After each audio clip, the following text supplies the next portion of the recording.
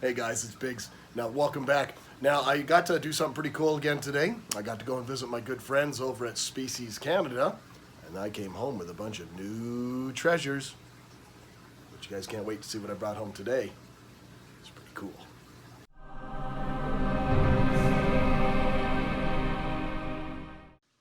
From the second you walk through the door into their facility, everything is just super clean. The species are so well kept. The animals are so healthy. It's absolutely wonderful place to go. The air quality is all maintained. Perfect. The diversity and the amount of species, or just the isopods alone, because that's what we're going to look at today, is absolutely incredible. It's like a candy store. If you're into these things at all, it's like going to the absolute candy store. And they have a whole nother rack built just to the right of that, ready for more expansion because they have a whole bunch of more species coming in. And these guys are absolutely top-notch, and I really cannot recommend Species Canada enough. Love these guys. Cheyenne and Ivan have been instrumental in feeding this isopod somewhat addiction. And that's where it all started, was these initials. So we started out with 3, and then we got 6 more. And now I'm coming home with a cooler. And the cooler has lots of stuff in it. And of course, there's a whole bunch of new tubs ready to go. So we're going to have to get these. They're mostly all set up. Most of the tubs have all been pretty set up already. I did my kind of a ABG type mix. It's basically organic compost, some leaf litter, some tree fern. I had some green moss that I broke up and put it in there. And what else is in there? There's coarse charcoal in there, or carbon. And then some long fibered sphagnum moss. Now, I keep seeing these posts on the internet. Everybody keeps talking about all these different things. About, well, how do you guys mix yours, and what do you guys do? And honestly, that's not a question anybody else can answer but yourself. When you're talking about doing these type of mixes and stuff like that, the main factor is, for me, like these other 6 tanks over here, these 6 tanks have a slightly different medium than the original 3. And the main medium that I used in those ones was Core. And a lot of people love it, a lot of people don't like it. Core, though, one thing it does do is it retains moisture very, very well. And the problem being for me with my traveling schedule, I thought that would be excellent. And for moisture retention, it has definitely worked really, really well. Now, for this one here, I've got some different species. I'm getting some of my first Cubaris species, and they're a little bit different in regards to their care, so I'm told. Again, you guys know I'm pretty new to this. This is kind of my first unveil. And obviously, I did mention that I do have some species already, so I got granulatum and expansus and spatulatus and ornatus and Hassy high yellow. And I got some dwarf whites, and honestly, those are the ones that I don't even know if they're even in there anymore. Should be the easiest one for anybody. Some maculatum.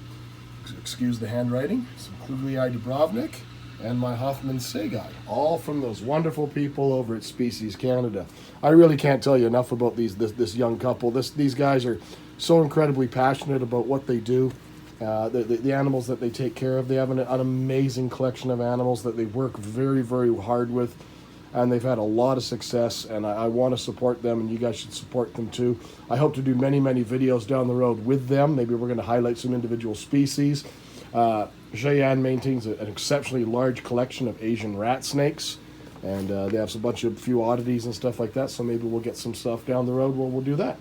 The one thing I'm doing a little bit different with this is because I do have a Cubaris species coming, and for the other guys, I have this basically it's a new product. It's basically the same as any of the other sand substrates that you'd use for reptiles. It's not a sand, it's a true calcium carbonate substrate, so it's a calcium source.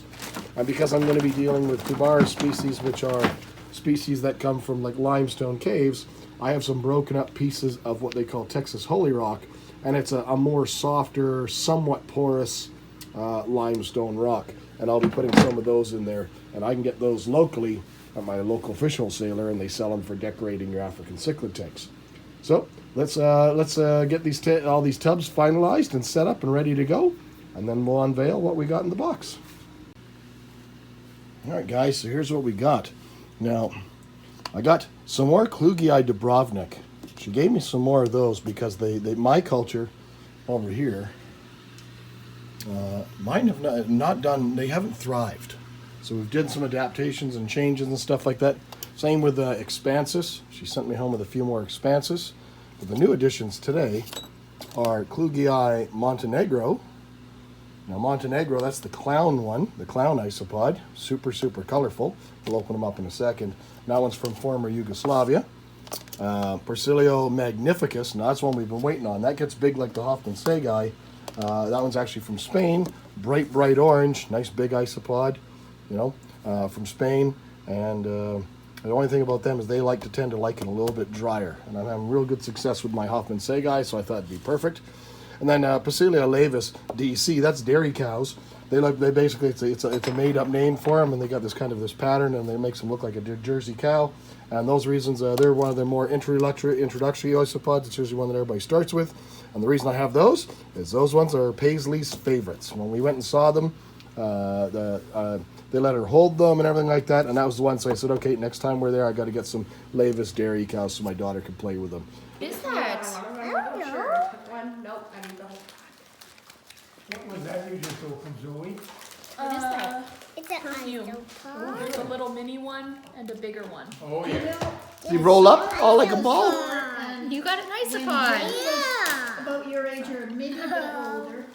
That's super cool. Yeah. And then the Kubars to get us started is some red skirts. And that we've got our limestone ready to go for those guys. We've added a bit of calcium carbonate to all of them. And we're ready to go. And Ivy even sent me home with some sort of plants because he knows we're getting ready to build that big terrarium soon. Now, I got to give a shout out about these things here. This is a good friend of mine. When I was just recently down in Cleveland speaking at a convention, a good friend of mine who's there every year, his name is Brantley Berry, and he owns a company called Pleco Caves. I don't know if that's showing up or not, but every single piece is stamped with this logo.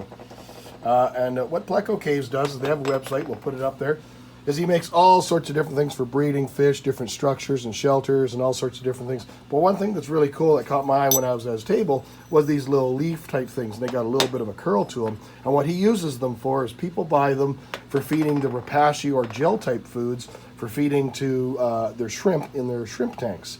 Well, isopods are basically land shrimp, and we use gel foods for feeding them. So these make nice and unique little, they're hard, they won't break down, they don't offer anything, but it's better than just a little piece of plastic or something like that that might get lost in the thing. It's easy to find. I can use that for putting on my rapashi foods. I got a whole bunch of them. That's kind of cool. Okay, so the first one's all ready to go. We added a bunch of sphagnum at the back. It's just slightly damp. I think this one's going to a little bit drier consistency. I think this is a perfect container for the mags. So let's take a peek at what these guys look like. Maybe I should move these little feeders out of the way. We're not going to be obviously feeding these guys right away. But this is a perfect size for starting out with them. The problem with them, like Hoffman Segai, is often they're sold when they're really, really small. And if they're sold when they're really, really small, it means they've been taken away from the parents. These guys actually take care of their offspring, so they're really, really important that you leave them until they're a certain size, that they're going to be nice and they'll be able to establish quickly and easy on their own. So basically, for landing them, that's about this. All I really got to do. That's brand new sphagnum moss that was added to that container. It hasn't been touched any other isopods, so may as well keep that brand new and put that in there. And that's good for them. And honestly, that's it for landing these guys. Now the real key after this is to make sure that you take that label off the jar and make sure you label them correctly and stuff so you know what they are. Next one we're going to look at is the Laevis, Porcilio Laevis, the dairy cows. And these ones, they're pretty prolific. I'll show you, I'll put some pictures up of some of the ones when we were there seeing them at her place. You see why they're given the name dairy cow? They're pretty prolific little guys. So we're going to let those guys go off in here. Enjoy their new home. Okay, so this next one, this one is the only one that's going to be done a little bit differently. I've added all these nice big pieces of this Texas holy rock. They're little broken off pieces of decorative rock.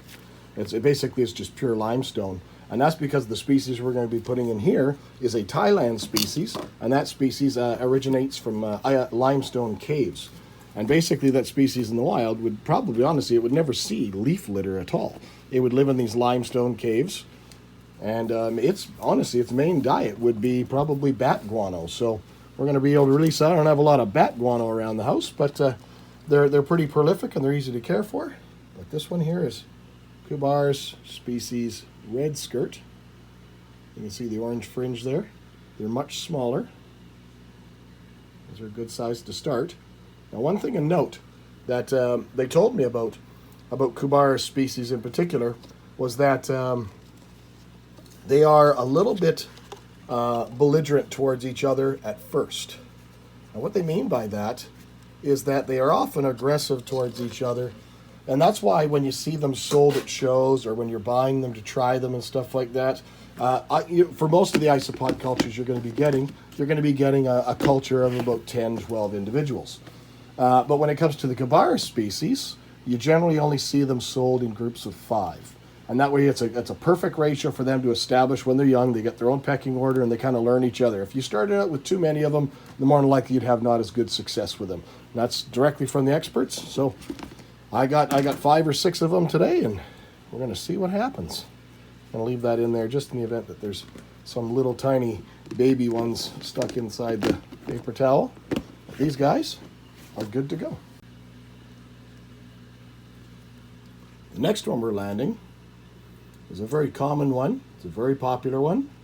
This is Porcilio, or is actually, no, I believe this is Armadillidium. I don't know. I'm so new at all this stuff, guys, so please bear with me. Don't grill me too hard. But this is the one that's called Klugii, and this one's the Montenegro. This one is the clown isopod. You can see by their colors, they're pretty stunning. Pretty easy to care for. It's a good common starter species for a lot of people once they've kind of cut their teeth, so to say, on maybe Laevius and some of the basic ones. But easy to care for. Now, one thing to note I didn't mention before is my vents. I changed the way I'm doing my venting. Not that I had a problem with them before. So here's the new venting on the tanks. Okay, and then over here is the old venting and stuff like that. I got these nice big, giant cutouts on the fronts, on the sides. And you can see it as it goes back. It only goes back about half the container, and that becomes the moisture gradient at the back and a little bit drier at the front. There's good airflow circulation because I have vents on both front and both sides at the front. And it's worked fine. The only reason I've done any change has nothing to do with any of that. It has to do solely with the amount of time it takes to do those. Trying to cut those out with a hot knife on these fine plastic containers was absolutely tedious, and I absolutely dreaded doing it. And these isopods have been ready for me to pick up for about a month, and they've been just holding on to them for me while I had to get the containers ready. So what I did differently is I thought I got to find a different way. I'm trying to order some of these nice little vents that I've seen some of the guys using online, but so far the company hasn't gotten back to me about how I can go about getting them, and I might have to actually ship them within the States and then pick them up sometime when I'm down speaking at a convention or something. But I do want to get to that point. But these ones here, basically, all I did was I heated up, instead of heating up a hot knife, is I heated up one of my hole saws. And I have actually a glass diamond drill bit, and I heated that up, and then I just punched the holes through. And each container took me less than 3 minutes to do, and then I just had to glue in the metal mesh. So I'm actually a lot happier with that. It still doesn't have that nice clean, what I want to have for a nice polished YouTube kind of look. When I do get the nice little screens, maybe I'll replace them. But we'll see. But for now, we'll see how they work out. So here's my original one of Armadillidium Klugii Dubrovnik. It's very, very similar to the Montenegro clown ones that we looked at. But in all my searching, I've not found any in the past little while. Now, that doesn't mean that there's none here. A lot of isopods, because I've given them very deep substrate, it's quite possible that they're all deep in the substrate. But Cheyenne and Ivan sent me home with some more to add to my colony, and so you can see them. They're pretty stunning. So I really can't thank them enough. These guys have been crazy supportive of everything that I'm trying to do and stuff like that. So I hope you guys will enjoy that, and maybe you'll get out there and start supporting them as well. You couldn't ask for two better people. And the last one for tonight is my Expansus. Now, that's another one that did not perform very, very well for me. We don't know why. That is what happens. They did relate stories to me. There's one here, and that one's obviously a boy. So we've got, and there's another one there. But when I did look in here before, I believe I only was able to count 4 or 5 total. They sent me home with a few more to get that amount going. Another boy. I believe I had, I think when I counted them, I think I had 4 boys and 1 girl. So hopefully by those new additions, that'll help it out. Help out the numbers, boost the numbers up again, and we'll see what happens.